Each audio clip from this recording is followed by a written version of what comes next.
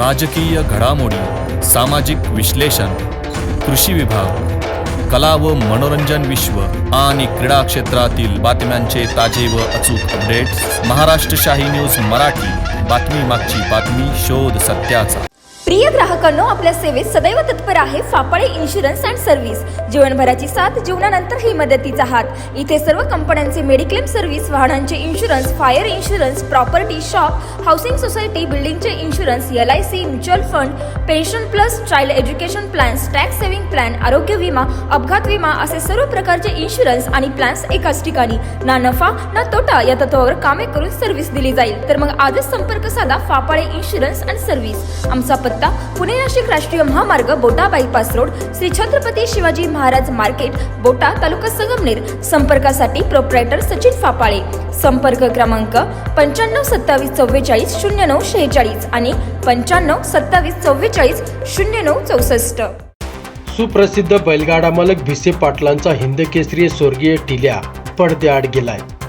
त्याचा दसक्रिया विधी संपन्न झाला. अकोले तालुक्यातील पठार भागातील बेलापूर गावातील प्रगतशील शेतकरी सुप्रसिद्ध बैलगाडा मालक भास्कर भिसे पाटील यांच्या गायीच्या गोठ्यात जन्मलेला हिंद केसरी स्वर्गीय टिल्या या बैलाचा मृत्यू शुक्रवार दिनांक 3 जुलै रोजी झाला. भिसे कुटुंबियांनी त्याचा दसक्रिया विधी रविवार दिनांक 12 जुलै रोजी सकाळी विधिवत संपन्न केला. पठार भागातील नावाजलेले बैलगाडा शौकीन तर फायनल सम्राट म्हणून ज्यांची ख्याती होती असे भास्कर भिसे पाटील यांचा लाडका बैल म्हणजे हिंद केसरी टिल्या काळाच्या पडद्याआड गेला. सन 2008 साली हिंद केसरी टिल्या बैलाचा भिसे पाटील यांच्या गायीच्या गोठ्यात जन्म झाला. अगदी शांत व संयमी स्वभावाचा तर मजबूत बांधा असलेला हा बैल पुढे त्याच्या स्वभाव गुणाने व बैलगाडा शर्यत घाटामध्ये घातलेल्या धुमाकुळाने घाटाचा राजा म्हणून संबोधला गेला. भिसे पाटलांच्या लाडक्या टिल्या बैलाने अनेक बैलगाडा घाटामध्ये बक्षीस पटकावली. अनेक घाटामध्ये फायनलची बाजी मारत मालकाला फायनल सम्राट भास्कर भिसे पाटील अशी ख्याती मिळवून दिली. ज्याच्या नावाने थरथर कापायची मैदान सारी भिसे पाटलांच्या दावणीचा वस्ताद तोच हिंद केसरी टिल्या होता. त्याच्या आठवणीत आजही धडधडतो भिसे पाटलांचा अभिमान. या ठिकाणी भिसे पाटील परिवाराचा नावलौकिक केला. 2 जिल्ह्यात आढळ स्थान प्राप्त करून दिलं या भिसे पाटील परिवाराला. याची कृतज्ञता आहे आणि त्या कृतज्ञतेपोटी या ठिकाणी या परिवारानं या दशकिराचं आयोजन केलेलं आहे. काही भावना असतात त्या बैलाविषयी, या कुटुंबाच्या भिसे पाटलाच्या त्या ठिकाणी बैलाविषयी भावना असतील. आणि या बैलाचा विषय सांगायचं झालं तर भिसे पाटलांनी मला सांगितलं, हा बैल असा होता की पाहुणे जर कोणी बाहेरची गोठ्यात आली तर मालकाला सुद्धा हात लावू दिला नाही. इतर वेळेस लहान मुलाला बाहेर माणूस जाऊ द्या, बैलांनी काही केलं नाही. पण 4 लोक जर गोठ्यात आली ना तर बैलांनी मालकाला सुद्धा जवळ जाऊ दिलं नाही. काहीतरी भावना असेल की नाही बैलाची, असेल की नाही? का कदाचित त्याला असं वाटत असोय आपल्याला गिऱ्हाईक आले काय, बघतात का काय, मालकाला सुद्धा हात लावून दिला नाही. 4 वेळा सौदा झालता या टिल्याचा. पण असं म्हणतात 4ही वेळेस तो आजारी पडला, त्याचं विकणं राहून गेलं. त्याला याच कुटुंबात त्याची भावना असेल, जिथं जन्माला आलो तिथंच आपणचा मृत्यू झाला पाहिजे, त्याची भावना असेल की नाही? महाराज तुम्ही खुशाल म्हणा, तुम्ही म्हणाल महाराज काहीतरी आता ढिले प्रवचन म्हणून गप्पा टाकू नका. तो बैल त्याला कशाची भावना आली आहे की नाही? बैलाला भावना असते का? असते. एक वाक्य सांगतो, एक पुरावा आहे. प्रमाणे पशु काय पाप पुण्य. अहो शेणाच्या पाठीपासून घरातल्या भाकरीच्या टोपल्यापर्यंत या माणसाला बघायचंय. सगळ्याला मोठं मी परिस्थिती माहिती, कुणाला माहित नाही असं आहे काय? कोणी सकाळी उठल्यानंतर शेणाच्या पाठीपासून घरातल्या भाकरीच्या टोपल्यापर्यंत हा व्यक्ती पाहतो की नाही? पण प्रत्येकाच्या सुखदुःखात सहभागी आहे. प्रत्येक धार्मिक कार्यात तो उभा आहे, प्रत्येक सामाजिक कार्यात माणूस उभा आहे. आमदार साहेब तालुक्यावर आमदारासोबत माणूस उभा आहे. मी विचार करतो हे भाजी सोबत भाकरी सोबत भाजी खातं होतं, एवढी एनर्जी याला आली कुठं? हे किसी के बस की बात नाही बेटा.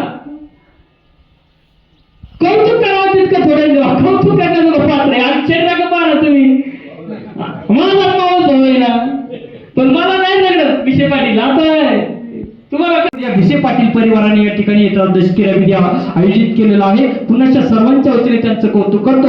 तिला शेवटची भावपूर्ण श्रद्धांजली अर्पण करतो. या ठिकाणी सेवेला पूर्ण विराम देतो. पुंडलिकावटी हरिविठ्ठल श्री ज्ञान अतिशय शांत जन्मलेला होईल म्हणावं लागेल. यापूर्वी सगळी बैल होते पण घाटात जर नेली आणि माझं भिशेची बारी आली असं ऐकलं का लोक पहिले स्वतःला सावरून बसणार, कारण अतिशय आजपण. पण पहिल्यांदाच गोठ्यात एवढा शांत बैल झाला जो आतापर्यंत कधी वाटत नव्हतं. हा बैल गाड्याचा आहे, कोणाला सांगितलं तर विश्वास ठेवण्यासारखं नव्हतं आणि लहानपणी पळल म्हणून वाटत नव्हतं. यात्रेला नाही तर पाणी टाकून उठवायचा, अंगावर पाणी होतायचं, मग तो उठणार, मग तो पहिला हळूच न्यायचा आणि एकदा सुटला की सुटलाच. बारी त्याच्या जेव्हावर खरं भाऱ्या झाल्या तेव्हापासून नंतर परत भाऱ्या पण नाही. तोही थकला होता कंटिन्यू, पण मग शेवटपर्यंत त्यांनी दुसऱ्यात का व्हायना बंदीच्या नंतर खरं म्हणजे आता वय झालेलं होतं पण कंटिन्यू दुसऱ्यात आणि आम्ही 2 नंबरचीच मानकरी झाली आणि आता 2 नंबरचीच म्हणावं लागेल सध्याच्या काळात. तरी बळच काहीतरी बड्या मारण्यात मजा नाही. किती जुळवायचा प्रयत्न केला तर तसं जुळणे अवघड आहे. तो त्याचा काळ होता, त्यांनी गाजवली. आणि अलीकडं खरं म्हणजे सगळंच अवघड आहे आता तसं, कारण याचा एक आण त्याचा एक आण कुठंतरी जुगलबंदी करायची असते. या गटात होईल त्या गटात नाही होणार. तर त्याच्यानंतर खरं म्हणजे अनेक जनावर आहेत गोठ्यामध्ये, नाही असं नाही. टिल्याची बाबतीमध्ये असे तो म्हणजे कायम 7-7 बैलदाराशी असतात आणि 6 जनावरांना जेवढा चारा लागत नसन बाकीच्या याला एकट्याला तेवढं लागणार, कारण त्याची बॉडी थोडी धष्टपुष्ट होती. 7 बैल, एक घोडी कंटिन्यू असते, एक गावठी गाई, एक म्हैस. त्याच्यानंतर महाराजांनी सांगितल्याप्रमाणे ते म्हणजे मेन सगळंच चलन वगैरे सगळं दृष्टीचा विचार करावा लागतो बैलगाडा म्हटल्यावरती. म्हणून आपल्या 4 जर्सी गाई असे 15-20 जनावर गोठ्यामध्ये कंटिन्यू असतात आमच्या. तर ते म्हणजे हाऊस म्हणून एक घोडी, कुत्री, मांजरं सगळीच एक आवड असते प्राणी म्हणून खरं म्हणजे. पण बैलगाडा शर्यत बंदीच्या नंतर मला वाटतं पहिल्यांदाच मी एक लेख लिहिला होता आणि ते पुण्यनगरीनं म्हणजे प्रकाशित केल्यानंतर पुरवणीसुद्धा पुरली नव्हती लोकांना.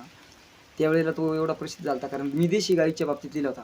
कारण आपली नैसर्गिक परिस्थिती, डोंगराळ भाग समजा, या ठिकाणी ती उपलब्धता, देशी गाईचं महत्त्व त्याच्यामध्ये त्यावेळेला एवढं पटवून दिलं होतं आणि ते खूप आवडलं गेलं होतं. आणि आमचं असं आहे का घरच्याच बैलांचा काढा आहे. बारी पहिल्यात नाही झाली तरी चालेल, पण घरचे बैल पळवायचे, बाहेरचे आणायचे, तो खर्च करायचा.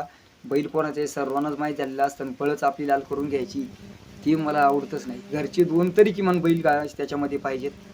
मग आमचे फापाळी सहकारी असतील किंवा काळी मंडळी आपले म्हणजे ज्यांच्या जीवावरती माझा गाडा आहे, ती सुनीलदादा काळे किंवा त्यांचे मित्रपरिवार खरं म्हणजे, आणि ज्यांचं पूर्वीपासून योगदान आहे किंवा आमच्यामुळे ज्यांना बैलगाड्याचा म्हणजे छंद लागला असं म्हणावं लागेल आपल्या पठार भागात पहिल्यांदा, ते फापाळी परिवार.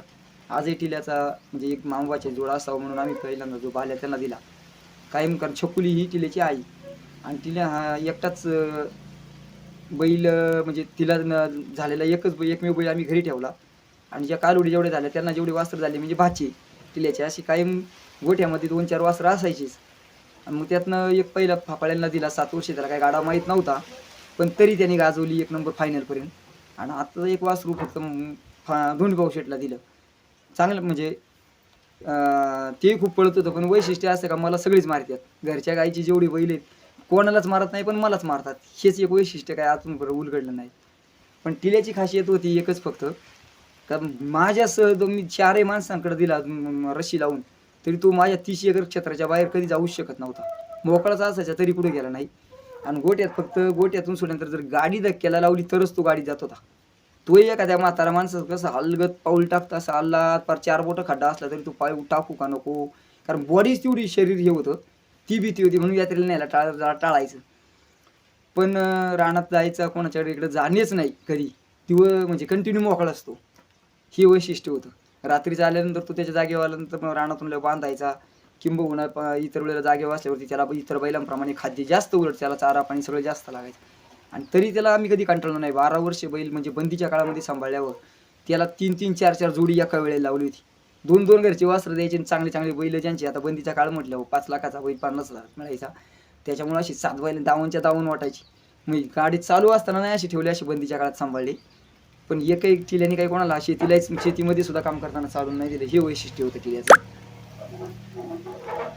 आणि म्हणजे तसा काही त्याचा त्रासच नव्हता, फक्त गोठ्यामध्ये एक शोभा ज्याला म्हटलं ना, गोठ्याची शान ही फक्त टिल्या होती. मग बैल अनेक आले गेले, यापूर्वी वडिलांच्या काळामध्ये खूप काही नामवंत बैल होते, नाही असं नाही, शेती करणारे होते.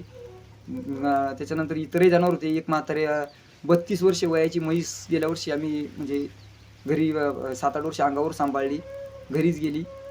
कारण वडिलांची इच्छा होती मुलं पैलवान झाली पाहिजे, म्हशीच्या दुधाची ताकद. आता म्हैस म्हातारी झाली, गेली. आमच्या वर्गड्या काय अशी परिस्थिती राहिली, परंतु शेवटपर्यंत घरी ठेवली. एखादं म्हणतात ना लक्ष्मीच्या रूपाने पण असते. महाराष्ट्र शाही न्यूज मराठी, बातमी मागची बातमी, शोध सत्याचा.